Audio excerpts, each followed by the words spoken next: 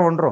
కానీ దాన్ని ఎవ్వడూ ఏమీ చేయలేని పరిస్థితిలో ఈరోజు ఇజ్రాయెల్ ఉంది. కాబట్టి ఇజ్రాయెలు బెంజమిన్ నెతన్యాహు ఒక అద్భుత విజయం, మహా అద్భుత విజయం, ఒక గ్రాండ్ విక్టరీగా చెప్పవచ్చు. ఇది ఇజ్రాయెల్ 1948లో ఇజ్రాయెల్ ఏర్పడిన తర్వాత 2 డజన్ల యుద్ధాలు ఎదుర్కొంటే ఆ యుద్ధాలన్నింటిలో 6 రోజుల యుద్ధం 1967 యుద్ధం గ్రేట్ అంటారు.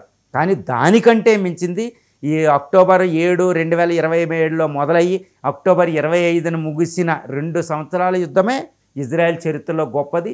ఇంకొక యుద్ధం ఇంత చేయకుండా, ఇంకొక శత్రువు తన వైపు చూడకుండా 180 అణ్వాయుధాలను అది మోహరించి పెట్టుకుంది. ఇంకా దాన్ని ఎవరేం చేస్తారండి? అది ఎటువంటి అణుస్థావరాలను అటాక్ చేసే పవర్ ఈరోజు ప్రపంచంలో ఒక అణుస్థావరాలు, శత్రుదేశాల అణుస్థావరాలను అటాక్ చేసిన చరిత్ర ఇజ్రాయెల్దే. తర్వాత అమెరికా దిగింది. ఒకప్పుడు ఇరాక్ మీద అలా అటాక్ చేసింది, లిబియా మీద అలాగే అటాక్ చేసింది, పాకిస్తాన్ మీద కూడా అటాక్ చేయబోయింది. అంటే ప్రపంచంలో అణ్వస్త్రాలు అనేవి ఈ వెస్ట్ ఏషియా దగ్గరికి రాకుండా ఇజ్రాయెల్ ఇప్పుడు దాకా కాపాడుకుంటుందంటే అది తిరుగులేని చరిత్ర అండి. దాని నుంచి మనం చాలా గుణపాఠాలు నేర్చుకోవాలి. ఎందుకంటే భారతదేశం ఈరోజు ఇజ్రాయెల్ నుంచి ఈ లెసన్ నేర్చుకోవాలండి. ఎందుకంటే మన పక్కన పాకిస్తాన్ అణ్వస్త్రాలు సంపాదించుకుంటుంటే మనం కళ్ళు మూసుకుని ఉంటే ఈరోజు అణ్వస్త్రాలు పెట్టి బెదిరిస్తుంది. కానీ ఇజ్రాయెల్ ఏం చేసింది?